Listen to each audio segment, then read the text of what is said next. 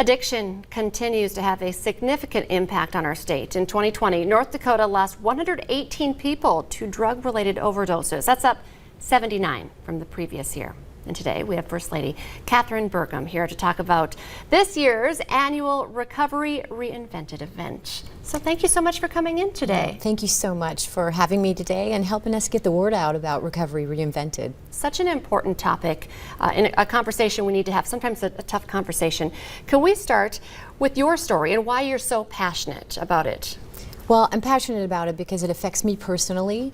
I've been in recovery now for over 19 years, and I really didn't even talk about it until I became First Lady. It was the right time for me to start talking about it, and I, sort of had the courage to walk through the door, and the way I decided to do that was if I could help other people, then I would step up to the plate and talk about my own story. So that's why I'm so passionate about it. That was the first step, and just sharing your story helps so many people realize that they can, face it and talk about it themselves. Let's talk about Recovery Reinvented, because you've taken it to a much bigger level. If people are not familiar with the event, what is included? What happens? Right. Well, this will be the 5th Recovery Reinvented that we will do, and I just sort of can't believe we're here now for five years. But it is a fantastic event.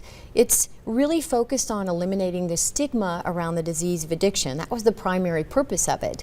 But this year, we're expanding to also talk about building recovery support at work, building recovery supportive workplaces. And then there's a lot of other things that will be talked about during the day, but it's kind of fast-paced, like a TEDx event. So the speakers have a little bit of a shorter time. We include music, we include art, and so it's a really great day.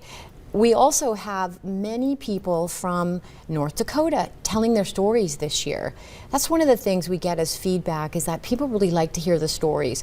And we're happy to do that because storytelling helps eliminate the stigma.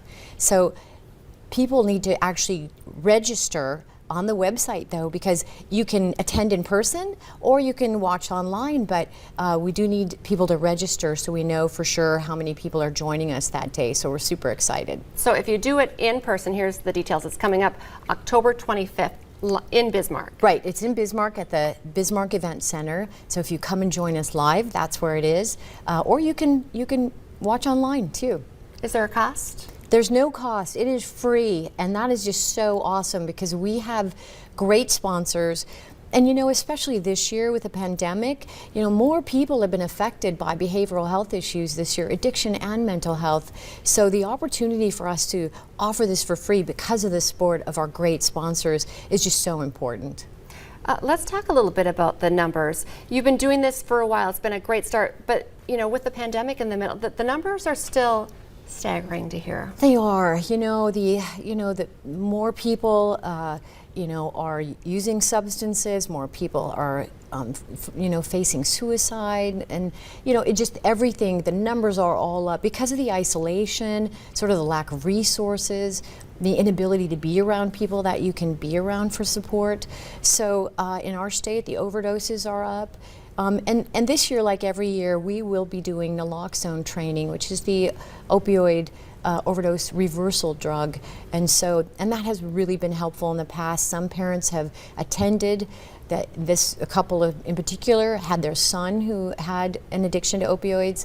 They brought the naloxone home, and they the Narcan, actually it's called, but they brought it home and they actually were able to use it on their son that overdosed at their house. So wow. It actually works for people to attend and learn the training.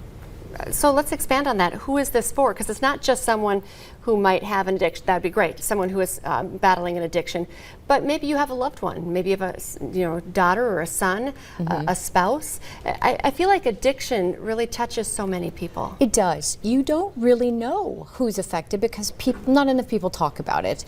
The governor and I we have the Narcan kit at our house. We don't know people that are, but you just never know. People overdose in libraries and coffee shops, and so it affects almost everyone. There's over 25 million people across the nation that are affected by the disease of addiction. How important is it to us all come together? I mean, you talked about that one family, the couple that learned how to use Narcan, but I feel like this, as a community, as a state, all of us, it's something we need to battle together. I agree. Oh my gosh, I'm so happy you said that, because it's really a community effort. One of the things we're going to talk about this year is a survey that we just completed. We had over 2,300 North Dakotans complete this survey, which was like, thank you, North Dakota, for showing up for it. But what it's going to show us again is where the gaps are. Like, who do we need to reach out to? The survey is really about learning where we are in stigma in the state. And that's really going to show us, do we need to do more community work? Do we need to do more state work? Do we need, what else can we do to help people understand this is a disease, it's not a choice? And you're so right, the community efforts are so important in this process. But I can just tell everybody right now, in the community, all you need to do is just talk about the disease of addiction, normalize the conversation, and talk about it like any other disease, like diabetes or heart disease. Normalize it. I think that is so key. And we are talking about the North Dakota numbers. It's across the country, but here in North Dakota, we are a little bit different. We are very private, stoic. We don't want to talk about something like this. Yeah, that's also a good point to bring up. We're Scandinavians. I come from a Scandinavian family, and my struggles were difficult to talk about in my family because we're basically Vikings and warriors, and we don't talk about struggles and feelings and that sort of thing. But you know what? More people are talking about it, especially younger people, and that's influencing, I think, older generations. More people are living their lives, especially younger people, on social media and that sort of thing. And I think that's really helping people to say, okay, we need to be more public about these things, we need to talk about these things. And also, like when we have this opportunity to talk about it this morning, then, more people will say, you know what, maybe I'll have the courage to reach out today and get help. It takes that first step. Catherine Burgum, thank you so much for coming in today. Good luck with the event. We'll make sure that we get info up on our North Dakota Today Facebook page coming up October 25th.